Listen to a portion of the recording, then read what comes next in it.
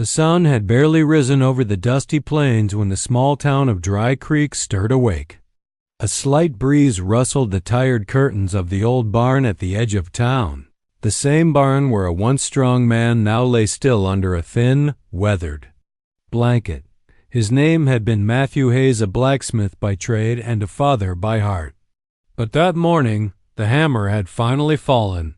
His two children, Emma and Tommy, sat beside him, their small hands gripping his lifeless fingers as the chill of loss set into their bones. Emma, just 9 years old, understood enough to know that nothing would ever be the same.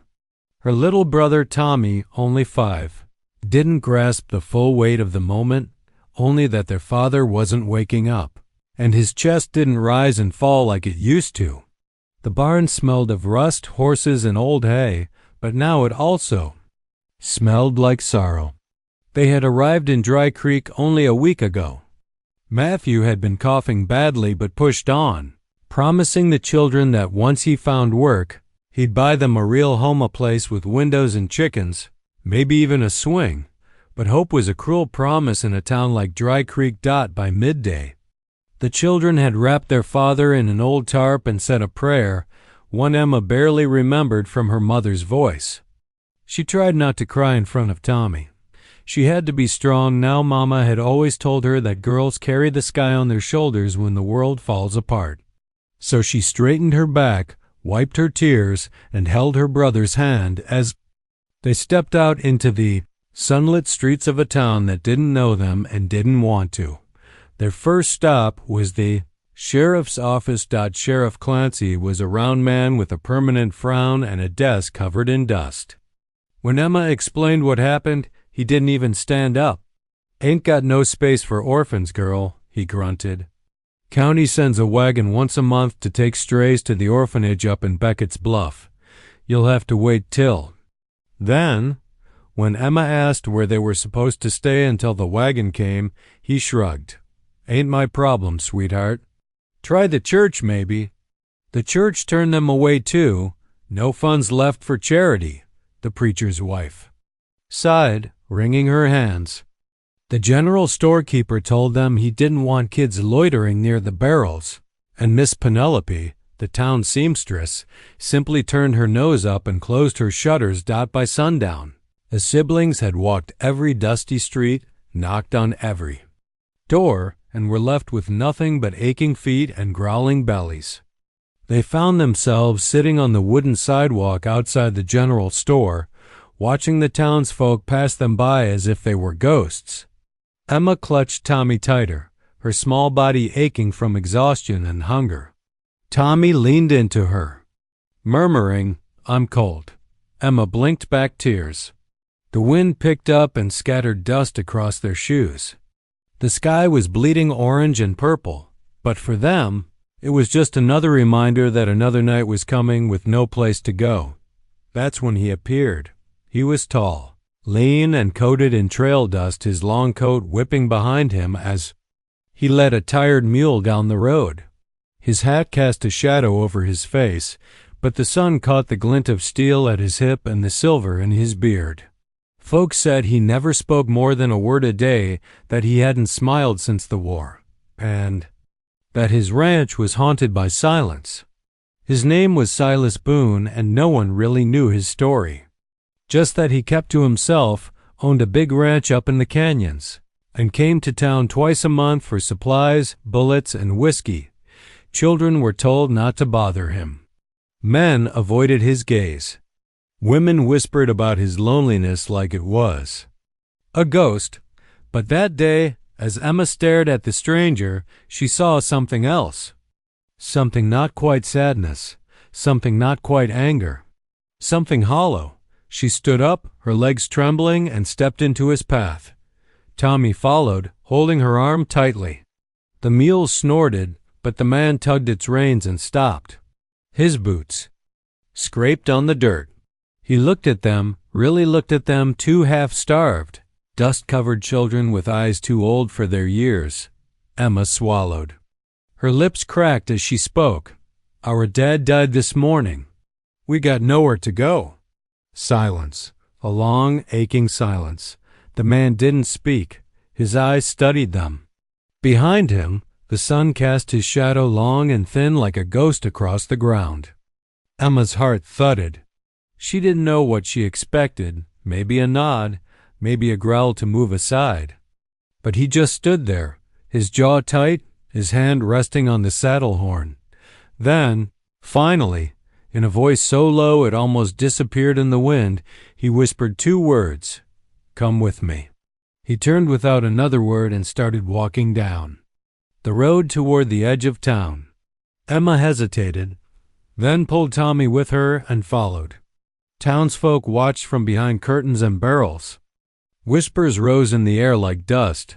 Is he really taking them in? That old ghost of a man? Lord, help those kids. But Emma wasn't listening anymore. Her feet moved as if pulled by something deep in her bones. Maybe hope, maybe desperation. Tommy didn't understand, but he trusted her, so he followed, still gripping her hand. Silas Boone didn't look back, didn't explain, didn't offer a smile.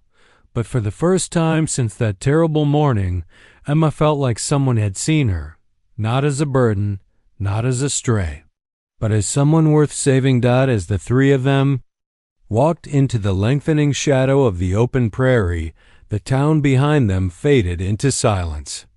The stars began to blink awake in the sky above, and the wind carried with it the scent of cedar, cattle, and a new beginning one neither of the children could yet understand. They had no idea who this man was, or what waited for them at his lonely ranch. But they followed anyway, because when you've lost everything, even a whisper can sound like a promise. The road beyond Dry Creek wasn't much of a road, more like a path carved by time and hooves, stretching toward the distant horizon where the land folded into low hills and whispering pines. Silas Boone didn't speak as he led the mule forward. His boots crunched over dirt and gravel, and the sun dipped lower behind him, throwing long shadows on the 2 children who trudged behind with weary legs and wide eyes. Emma clutched her brother's hand tightly. She wasn't sure what lay ahead, but it had to be better than the cold indifference of town. She glanced up at the silent man, trying to read his posture, his movements, anything. He hadn't so much as turned to check if they were still following. He just walked as if drawn by the weight of something heavier than land or sky. And yet, that quiet invitation, "Come with me," had felt like a miracle.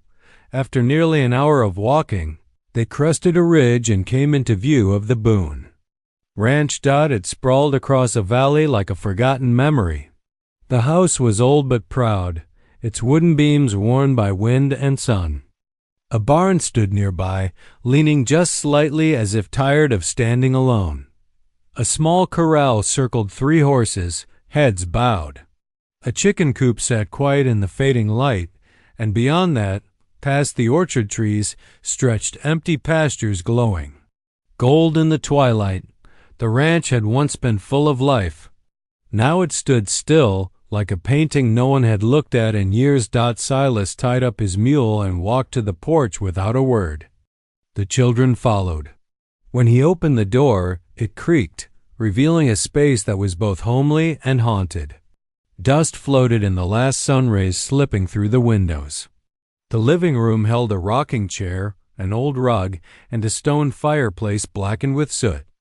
A rifle leaned beside the mantel. Above it, the only decoration, a framed photograph, faded with age. A woman with soft eyes. A baby wrapped in a quilt. Silas, younger, standing behind them with a rare half-smile. Emma noticed it right away.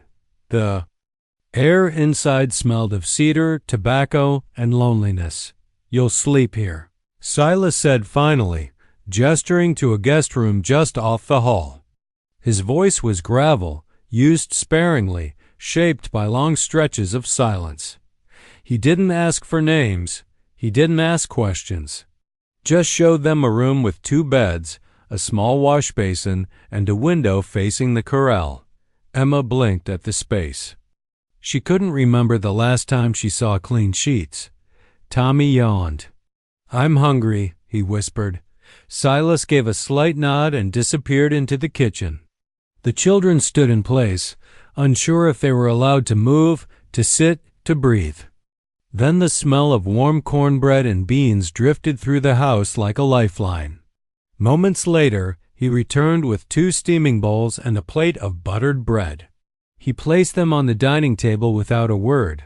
Emma led Tommy to the table, eyes still flicking toward the quiet man. She said softly, "Thank you, mister." Silas didn't respond. He walked to the window and stared outside while they ate. The food was simple, but it might as well have been a feast. Tommy devoured every bite. Emma ate slowly, stealing glances at their host. Something about him didn't feel dangerous, just distant, like a man who had once known warmth but had long since buried it under loss.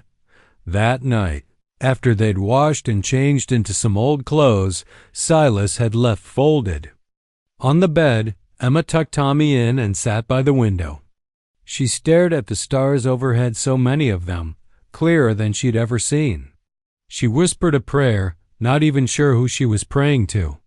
Then she slid into the other bed, too tired to think. Silas, meanwhile, sat out on the porch in his rocker, pipe unlit in his hand, the wind whispering through the trees like ghosts of old memories. He hadn't brought anyone to this house in 10 years, not since Annie and the baby had died, not since his world turned gray. But tonight, something had stirred. He'd seen the girl's eyes. Her voice hadn't pleaded, it had simply spoken truth. "We got nowhere to go." And somehow, the words cracked through the walls he'd built like a hammer breaking glass. He hadn't meant to speak. The words had just come. "Come with me." And now, here they were. He didn't know what he was doing. He was no father. No rescuer. No hero. Just a man who had once lost everything. Inside, Emma dreamt of her father's smile and her mother's songs. Tommy mumbled something in his sleep about horses and pancakes. And Silas sat, listening to the quiet, not the heavy, hollow quiet of his empty life, but a new kind of quiet. One filled with the sound of sleeping children, of footsteps on floorboards, of a door no longer creaking shut on silence. The next morning, the sun filtered through cotton curtains, warming the wooden floorboards and painting the walls with gold. Emma woke first. For a moment, she forgot where she was. Then she remembered the bowl of food, the bed, the quiet man. She slipped out of bed and tiptoed into the kitchen. Silas was already there, seated at the table, sipping black coffee, reading from a worn leather book. He looked up once. "Sleep okay?" His voice startled her. "Yes, sir," she said. "It was real nice. Thank you." Silas gave a nod and poured her some warm milk into a tin cup. Then he turned back to his reading. Later that morning, Silas saddled one of the fed horses and took them around the ranch. He didn't speak much, but he pointed. This was the chicken coop, this the well. That over there was where the fence needed mending. Emma followed closely, memorizing everything. Tommy trailed behind them, chasing grasshoppers and marveling at the horses. By noon, he handed Emma a small basket. "Eggs? You can collect 'em if you want." Her eyes lit up. "I'd like that." From that moment, a new rhythm began to take shape. Every day, Emma helped with chores, gathering eggs, sweeping the porch, helping Silas with the animals. Tommy helped too, mostly by getting in the way, but no one scolded him. He liked brushing the old mare named Sugar and singing made-up songs in the field. Silas remained quiet but present. He showed them how to feed the goats, how to check a saddle, how to keep away from the old well. He didn't smile but once. Emma saw the corner of his mouth twitch when Tommy spilled a whole bucket of oats and shouted, "The horses are gonna eat like kings." At night, they ate at the table together. Emma would ask a question. Silas would answer with as few words as possible. But gradually, something changed. He started asking things too. Where you from? Your pa? He teach you to fish? You know how to make biscuits? It was slow. Careful, like trying to coax a wild animal into trusting again. And slowly, gently, Emma began to see. The man beneath the silence, a man who used to laugh. A man who once had a wife who sang. A man who had lost, just like them. By the end of the first week, the children called the guest room our room. They knew where the sugar was kept, where the rooster liked to hide, and that Silas always watched the sky before rain. Tommy had started calling him Mr. Boone. Emma, out of nowhere, once called him Sir, and when he grunted in approval, she smiled to herself. One night after dinner, Emma stayed behind to clean up. Silas had gone out to check the gate. She wandered into the living room and stared at the old photo above the fireplace again. A soft voice came from behind her. That was Annie, and that's my boy. He didn't make it. Emma turned. Silas was standing there, arms folded, eyes on the photo. I'm sorry, she whispered. He nodded, slow and quiet. Me too. And for the first time, the silence between them didn't feel empty. It felt shared, like a space where wounds could breathe. That night, when Emma lay in bed and Tommy snored beside her, she whispered into the darkness, maybe this is home. And out on the porch, Silas Boone sat in his rocker, watching the stars with tired eyes. For the first time in a decade, the quiet didn't hurt. It felt like peace. Maybe. Just maybe. He wasn't alone anymore. Life at Boone Ranch began to settle into a quiet rhythm, a heartbeat shared between the land and the three unlikely souls now bound together by circumstance, and something beginning to feel like love. The sun rose each morning over the canyon, spilling gold across the pastures and painting the faded boards of the ranch house with warmth. Emma was always the first one awake. She would tiptoe past Tommy, still curled in a quilt, and step out onto the porch to sit quietly with a chipped mug of warm milk. Sometimes Silas was already there, nodding a silent good morning. Other times she beat him to it and waited, listening to the wind drift through the cottonwoods, the sound of chickens stirring in their coop, the soft creak of the rocking chair. By now she had taken it upon herself to manage the smaller chores, feeding the chickens, sweeping the porch, helping with the garden patch behind the house. She watched how Silas worked, how he patched fences, how he handled horses gently, how he never wasted words. He was a man made of granite and shadows, yet beneath his silence Emma could feel warmth building, like the slow kindling of a fire. Tommy had turned the place into his own frontier kingdom. He wore a too-big hat Silas had let him keep and galloped around the barnyard on a broomstick pretending to be a sheriff, shouting imaginary orders to invisible outlaws. He trailed after Silas like a loyal pup, asking question after question. Some Silas answered with gruff patience, others with a raised brow and silence that made the boy giggle. One warm afternoon, as they were cleaning the barn, Emma wandered into the old storage loft looking for clean rags. The air up there was thick with dust and the scent of dried hay. She moved boxes around until she found an old wooden trunk with iron latches. It wasn't locked. Curiosity pulled her fingers. Forward. Inside were pieces of another life, a folded baby quilt with hand-stitched stars, a faded bonnet, letters tied with string, and beneath it all, a leather-bound journal with a name written in neat cursive, Annie Boone. Emma opened it, and suddenly the quiet barn was filled with the voice of a woman she had never met. The pages were filled with notes about ranch life, sweet nothings to Silas, prayers for their unborn child, and dreams about raising a family on this land. Emma read about the baby boy they had named Wyatt, about how Annie used to sing to her growing belly, and how Silas would read scripture aloud at sunset. There were poems, too, one about grief that stopped Emma cold. If ever I should go, don't let the stars go dim. Our love is in the soil, in the wind, in him. Emma closed the book gently and held it to her chest. She felt like she had stepped into something sacred. She looked out through the hayloft slats at the fields below where Silas stood hammering a post. And suddenly she understood the silence in his eyes. He wasn't cold. He was broken. And every nail he drove into wood, every mile he rode, was his way of holding a memory in place. Later that night, over stew and cornbread, Emma brought the journal to the table. "I found this in the loft."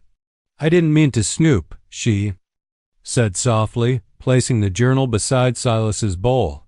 He stared at it for a long moment, his spoon frozen mid-air. The flickering oil lamp cast dancing shadows on the wall. "I ain't opened that in years," he said, voice rougher than usual. "Did you read it?"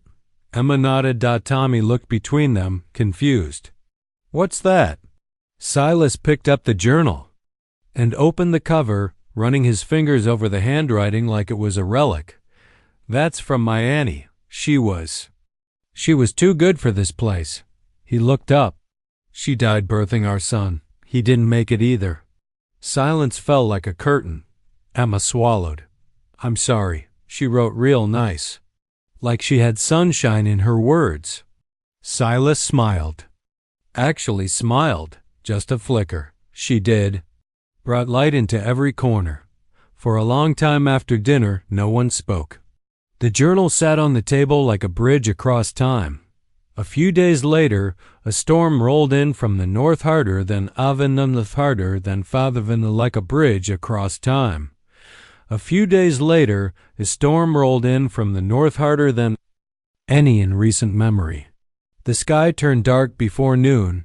The wind howled through the canyons and thunder boomed like cannon fire. Silas battened down the shutters while Emma gathered the chickens into their coop, Tommy clinging to her skirts and jumping at every crack of lightning.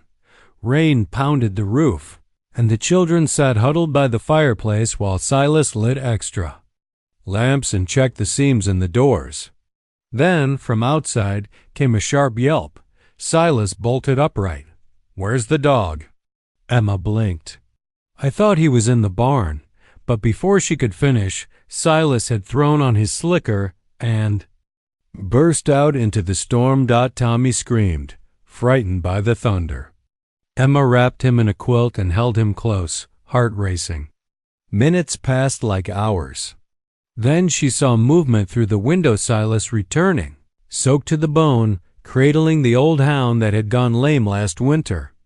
He laid the dog by the fire and rubbed its fur dry with a towel, whispering soft words that didn't sound like him at all. That night, after the wind had died and the rain slowed to a whisper, Tommy started coughing.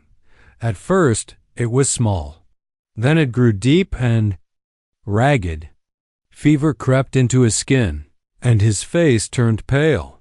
Panic slammed into Emma like a freight train. She stayed up all night by his side, sponging his forehead, whispering lullabies, but the cough wouldn't quit. By morning, he was burning up, delirious, muttering nonsense about their father and horses in the clouds. Silas watched from the doorway, his face a storm cloud. Then, without a word, he saddled the horse and rode into town. When he returned hours later, he had medicine, a doctor scribbled instructions, and a bottle of something strong-smelling that he poured spoon by spoon into Tommy's mouth. For 2 days they stayed by the boy's side. Silas barely slept, feeding the fire, keeping the blankets warm, holding Tommy's hand when the fever dreams got bad. On the 3rd day, Tommy opened his eyes, blinked, and whispered, "I dreamed we were ridden with Pa, but you was there too, Mr. Boone." Silas didn't speak, just nodded and patted the boy's head. Later, Emma found him sitting on the porch, staring at the mountains. "You saved him," she said. Silas shook his head. "Just didn't let him go. No one's ever done that for us before." He looked at her long and hard. Then they were fools. Emma bit her lip. Do you think we'll get to stay?" Silas took a long time before answering. "You already have." From that day, things shifted. The past hadn't vanished, but it didn't weigh so heavy. Emma found herself humming again when she swept the porch. Tommy ran like a colt through the fields. And Silas, he started reading aloud at night. Old cowboy tales, sometimes verses from Annie's journal. His voice was rough, but steady. One evening, as the stars gathered over the ranch, Emma sat under the oak tree behind the house. Carving their initials into the bark E+T+S, she didn't tell anyone, but she whispered a promise to the stars. Above, we'll be family, even if no one else sees it. And somewhere inside that old house, Silas Boone lit a lantern, looked around his once lonely home, and felt something he hadn't felt in a long, long time: hope. Summer deepened across the valley, and the Boone Ranch blossomed with quiet life. Each morning brought the clatter of hooves, the creak of porch boards, and laughter where once there had been only silence. The children had brought a rhythm with them, a kind of music that softened even the sun-bleached bones of the house. Where dust once ruled the corners, now there were drawings tacked to the walls. Where silence had long been law, now a boy's wild imagination and a girl's gentle wisdom had claimed dominion. Silas Boone, the man once known in Dry Creek as a ghost in boots, had changed. Slowly, reluctantly, but unmistakably, neighbors began to notice. When he rode into town every other week for supplies, he no longer moved with that haunted vacancy. Instead, he walked with purpose. He even spoke briefly to the shopkeeper, to the postman. He ordered ribbon for Emma's hair. He let Tommy pick out a new wooden whistle. Once he even nodded to a passing stranger, and that's what started it. The whispers. "He's taken in 2 strays," muttered old man Pritchard at the saloon. "They say the girl sleeps in the master's house and the boy runs the place like a prince," scoffed Miss Penelope. "Fool's gone soft," said a voice that never missed a chance to spit venom. Royce Carver. Royce Carver was everything Silas was not loud. Rich and cruel beneath the polish. He owned half the land east of town, most of it stolen through deception, manipulation, and a sick grin that never reached his eyes. He'd always had his sights set on the Boone Ranch, ever since Annie died and Silas stopped fighting for it. But now, the ranch was alive again, which meant it was no longer easy prey. Royce didn't like that dot one morning. As Silas was mending a section of fencing near the road, Royce Carver rode up flanked by 2 of his men. Dust trailed behind their horses like smoke. Royce wore his usual smugness like a badge his mustache waxed, his boots polished, and a silver revolver riding his hip like a king's scepter. "Well now," Royce drawled, tipping his hat just enough to mock. "Heard you've been running an orphanage up here, Boone." Silas didn't look up from his post. He drove the nail in with one clean strike.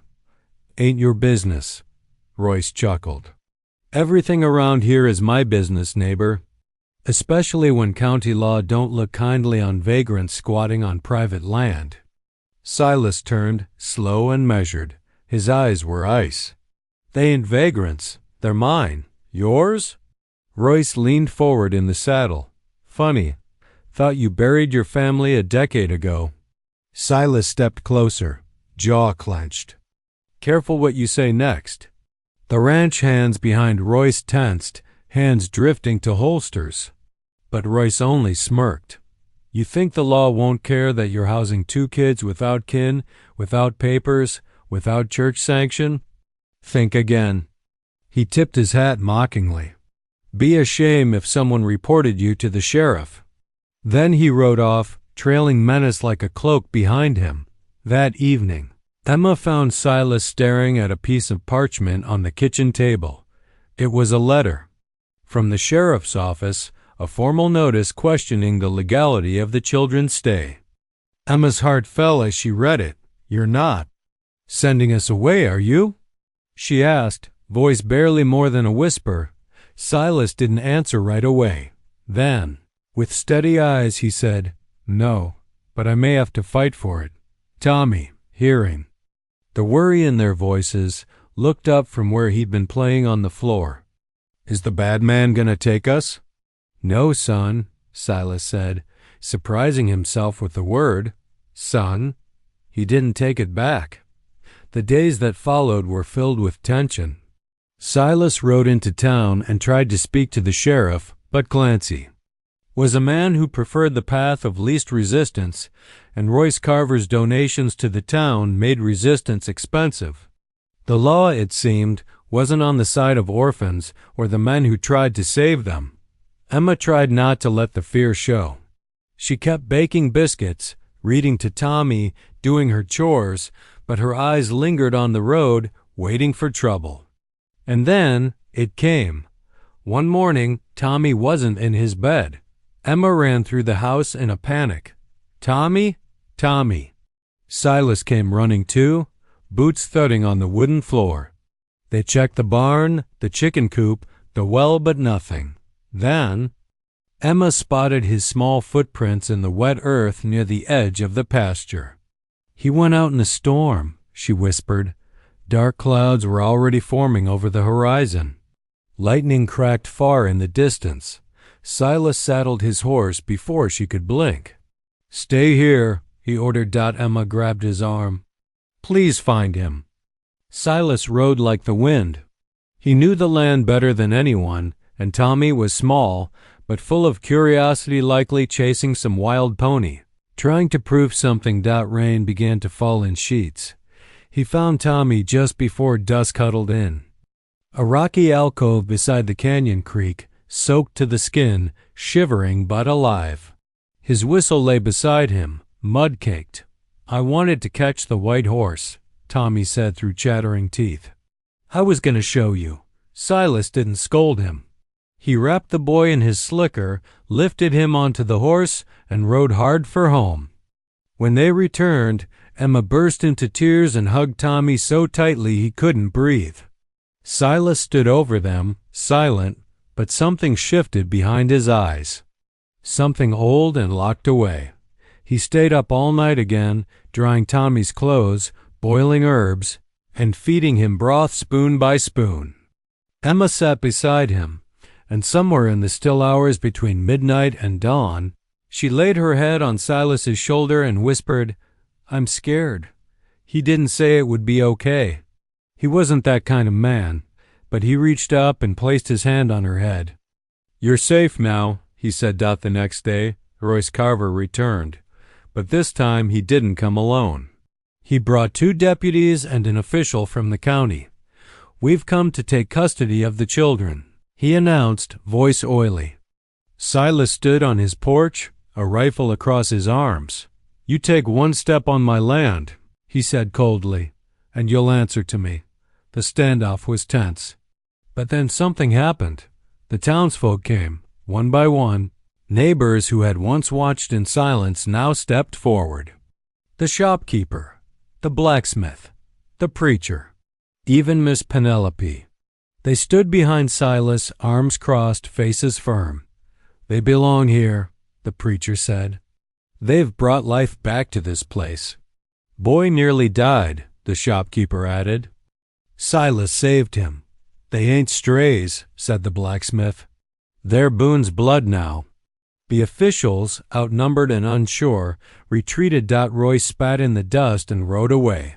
That night, Silas filed the paperwork to become the children's legal guardian. It would take time, but the wheels had started turning. And this time, he wasn't alone. As the sun dipped behind the ridge and the stars blinked awake, Emma sat by the fire with a book in her lap. Tommy slept, curled up with the hound. Silas sat in the rocker, pipe between his teeth. Emma looked at him and whispered, Are we really staying? Silas didn't look up. You already have. And outside, the land exhaled. The storm had passed. The roots had taken hold. They were a family now, not by blood, but by bond, not by choice. By love born from loss, and no lawman or land baron could take that away. The days after the confrontation felt lighter. As if a great weight had been lifted from the Boone Ranch. The sun rose brighter. The chickens clucked louder, and for the first time in many years, laughter echoed across the wide fields without hesitation or fear. Still, even in peace, there lingered the sense that something was coming a test. A trial, a final storm waiting just beyond the mountains. Silas Boone was not a man given to dreams, but that week he had one. He dreamed of Annie. She stood in the kitchen, humming a tune she used to sing while kneading bread. Their baby boy was in her arms, swaddled in blue, and when she turned to him, her smile was full of light. She said only one word, home. And Silas woke with tears on his cheeks and a warmth in his chest that hadn't been there in a decade. He rose early, brewed coffee, and watched the first light hit the hills. Behind him, Emma stirred quietly in the kitchen. She didn't say much anymore. Not because she was unhappy, but because she was content, like the silence between them had grown roots, had become its own language. She had blossomed into something stronger on that ranch. Not a scared girl, not a burden, but a force, gentle and steady, like water-carving rock.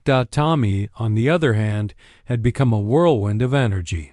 He built pretend forts out of firewood, challenged the rooster to foot races, and once rode the old mule halfway across the field before anyone noticed. The boy was becoming bold, fearless, a reflection of the land that raised him, but the peace would not last. One crisp morning, while Silas and Emma repaired a broken hinge on the barn door, a rider approached. Dust kicked up behind the hoofs, like smoke from a fuse. It was the town blacksmith, old Buck Maddox, with his face pale and his voice tight. "Royce Carver," he said, panting. "He's ridden in with a group. Says he bought a claim on this land."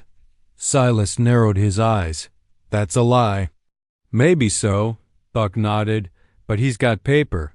He's coming with men."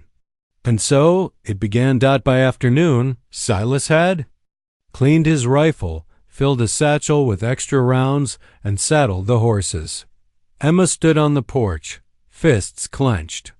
"You can't let him take this place. It's ours." "He won't," Silas said. "Not while I'm breathin'." Tommy peeked around the door. "Are the bad men coming again?" Silas kneeled and placed a hand on his shoulder.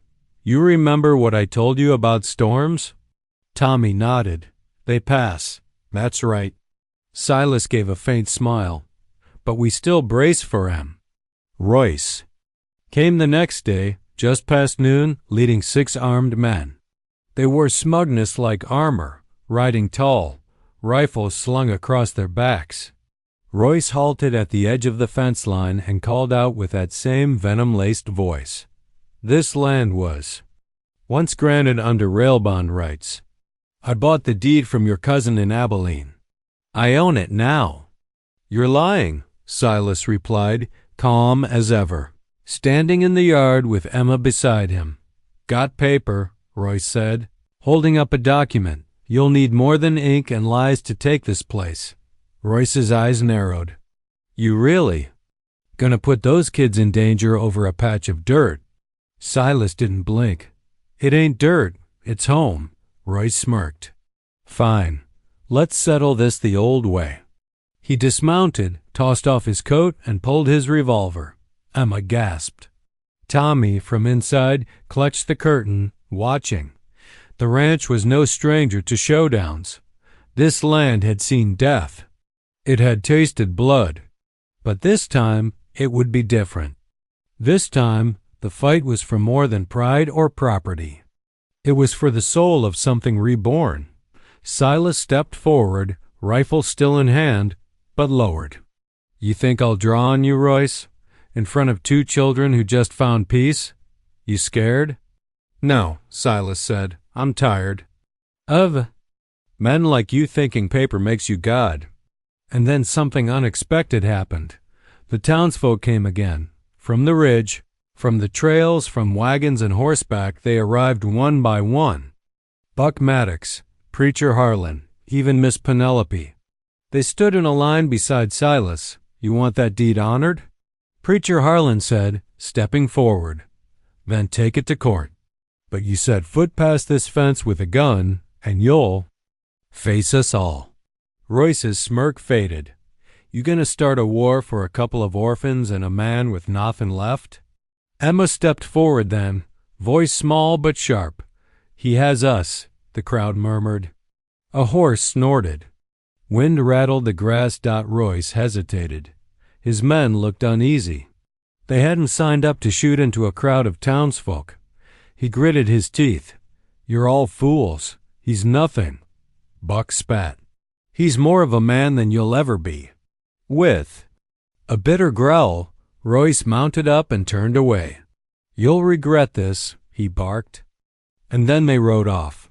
For a long moment, the crowd stayed silent. Then someone began to clap. It was Tommy, tiny hands slapping together from the porch with the enthusiasm of a boy who didn't fully understand what had just been prevented, but knew that his family had won something sacred. The others joined in. Laughter and cheers rose. People hugged Silas. They shook his hand. They thanked him. And then they left, one by one, leaving behind a ranch that stood unshaken. That night, after dinner, Emma walked out to the old oak tree with a lantern in her hand. She stared at the bark where her carving had faded slightly. E+T+S. She pulled out her pocket knife and carved deeper, tracing over the lines, reinforcing what was already written. Then she added something new beneath it: home. Inside, Silas sat with Tommy in his lap, the boy asleep, warm against his chest. He looked around the house, at the shelves filled with jars and books, at the coat rack with 2 extra hats, at the hearth that burned not just with fire, but with family. He leaned his head back and whispered to the ceiling, "You see this, Annie? I kept my promise." When Emma came inside, her eyes met his. "We're gonna be okay, aren't we?" Silas nodded. "We already are." And outside, the stars stretched across the sky, wide and wild, watching over a ranch that had once been silent, but now sang with life again. The winds of autumn blew gently across the Boone Ranch, bringing with them the golden hush of change. The fields ripened with tall grass, the trees whispered in rustling tones, and the days grew shorter, cooler, quieter, deeper. Yet inside the old ranch house, life pulsed with steady warmth. The fire in the hearth crackled each evening, and laughter lived in every corner like it had been born there. It had taken time, but this house, once a shell of memories, was now a home filled with new ones. Emma had grown taller, her hair now tied back with the green ribbon Silas had brought from town months ago. She moved with a quiet confidence, a girl no longer afraid of the dark or the wind or the silence. She rose before dawn, gathered eggs, checked the fences, and made coffee just the way Silas liked it: strong, black, no sugar. Tommy had lost his front tooth, which he proudly presented to anyone willing to look. He wore his boots like a badge, dragging behind Silas with an imaginary lasso and his trusty wooden pistol. He believed he was a real ranch hand now, and Silas didn't correct him, not when he saw the pride in the boy's eyes. As for Silas Boone, his transformation was slow but undeniable. The hollowness that had once echoed in his every step had been filled, not erased, no, but replaced with purpose. The pain remained, like an old scar, but now it shared space with joy. He spoke more. He smiled rarely, but it came. He built a bench beneath Annie's oak tree. He sanded the floors in the hallway. He even started attending Sunday gatherings in town, not for prayer, but to sit in the back pew while Emma sang with the choir and Tommy clapped off beat. And then came the letter. One clear morning, a rider from town brought an envelope sealed in wax. It came from the state guardianship office. Silas opened it with steady hands while Emma and Tommy stood by, nervous and breathless. His eyes moved over the words slowly. Then he looked up. "It's done," he said. "What's done?" Emma whispered. "You're mine," Silas replied, voice softer than she had ever heard it. "By law now. Not just by heart." Emma covered her mouth, tears springing to her eyes. Tommy asked, "You mean we're real family?" Silas bent down and pulled them both into his arms. The realest kind. That night they celebrated. Emma baked her first pie, burned slightly, but eaten with joy. Tommy set the table with mismatched plates. Silas uncorked a bottle of cider and toasted with a rare chuckle. "To Annie," he said, lifting his glass, "and to new beginnings." The weeks rolled on. Snow kissed the edges of the mountains. One morning the first frost painted the field silver, and Emma ran out barefoot just to feel it. Silas shouted after her, grinning like a man 20 years younger. They spent the day preparing for winter, stacking wood, sealing windows, pickling vegetables. In town, they were no longer called orphans and loner. They were called the Boone family. People waved when they rode in. Miss Penelope gifted Emma a new bonnet. The sheriff tipped his hat with respect. Even Royce Carver, who had licked his wounds and lost his power, lowered his eyes when they passed. But life, no matter how sweet, always carries its tests. One evening, as they gathered around the hearth, Tommy coughing softly into his sleeve, Silas looked at him sharply. "You all right, boy?"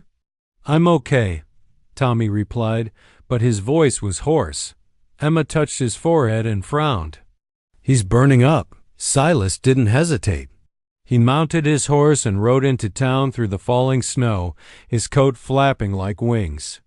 The doctor came the next morning, and though the fever was not life-threatening, it rattled them. Memories returned of a boy who hadn't survived, of a wife who hadn't made it. Silas didn't sleep. He kept watch at Tommy's side, reading to him from old storybooks.